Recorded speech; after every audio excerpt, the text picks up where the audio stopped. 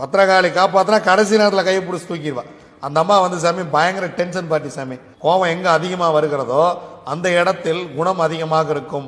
வாழ்க்கையில் எந்த பிரச்சனையாக இருந்தாலும் சரி, ஒரே ஒரு நாள் போய் அடி எடுத்து வைங்க, பத்திரகாளியை போய் மண்டிட்டு வணங்கிட்டு வாங்க.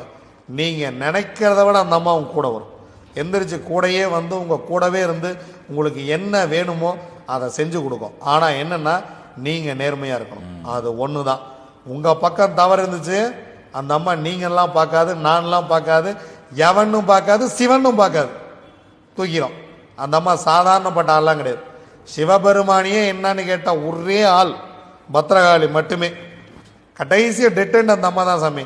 என்னை காப்பாற்றுறதுக்கு தெய்வமே இல்லை நீங்கள் முடிவு பண்ணிங்கன்னா கூட திக்கற்றவர்களுக்கு கடைசி துணை பத்திரகாளியே.